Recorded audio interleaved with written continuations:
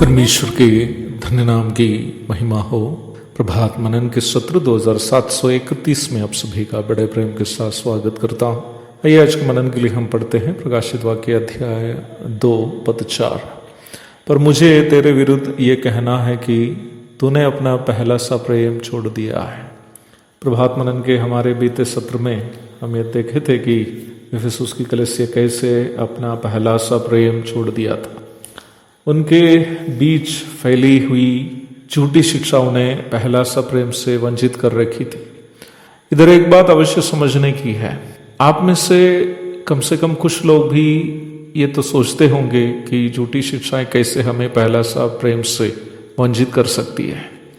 हमारे बीते सत्र में हम ये देखे थे कि पहला सा प्रेम उस ईश्वरीय प्रेम अगापे को सूचित करता है जो उद्धार प्राप्त लोगों के मनों में पवित्र आत्मा डालता है। परमेश्वर का प्रेम हमें अर्थात उद्धार पाए हुए लोगों को किसी से भी अधिक परमेश्वर से प्रेम करने के लिए प्रेरित करता है। ऐसी परिस्थिति में किसी भी व्यक्ति से हमारा संबंध परमेश्वर के द्वारा होगा और परमेश्वर के प्रेम से प्रेरित होकर भी होगा।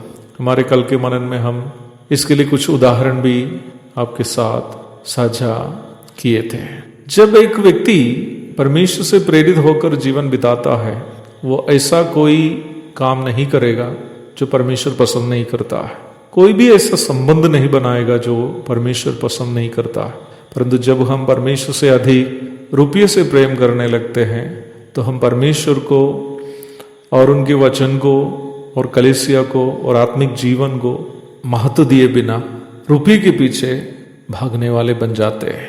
परमेश्वर से अधिक हम संसार को प्रिय जानने लगते हैं तो हम परमेश्वर को और उनकी सेवा को सब भूलकर संसार के सुख सुविधाओं में आनंद को ढूंढने चले जाते हैं।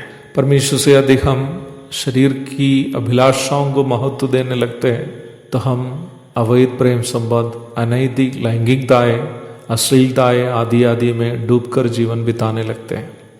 अर्थात पहला सा प्रेम अथवा परमेश्वर का प्रेम से हम वंचित होने का मतलब है पाप में जीवन बिताना।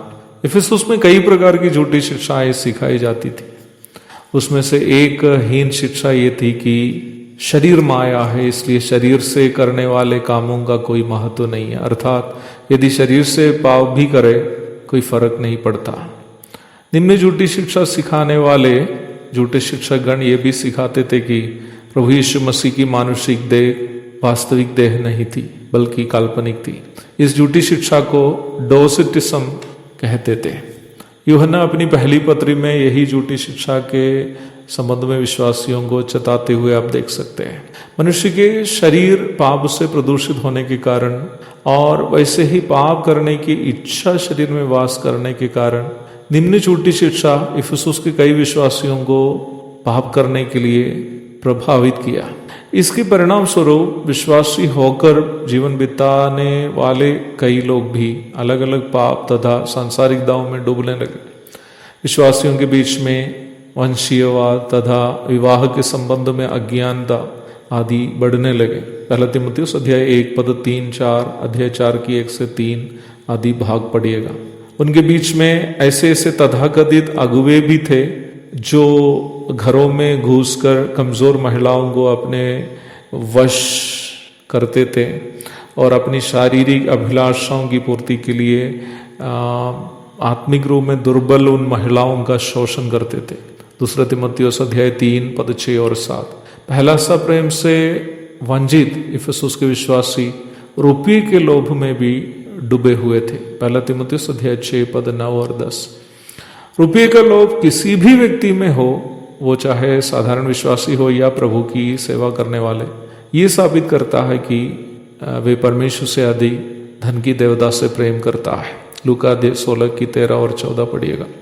जो लोग अभी तक तिमुथियुस के पत्र से तैयार किए गए प्रभात मननों को नहीं सुने हैं, आपसे मैं आग्रह करूंगा कि प्रभात मनन के औद्योगिक यूट्यूब चैनल में, जिसका नाम प्रभात मनन है, आप जाइएगा और वहाँ पर पहला एवं दूसरा तिमुथियुस के जो लिंग होंगे उसको आप खोल के सुनिएगा, तो आप इन दोनों पत्र से जितने प्रभात मनन किए गए थे वो आप सुन सकते हैं।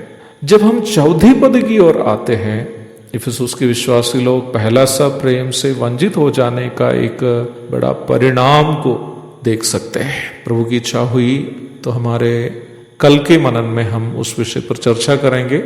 प्रभु आप सबको आशीष दे। आमीन।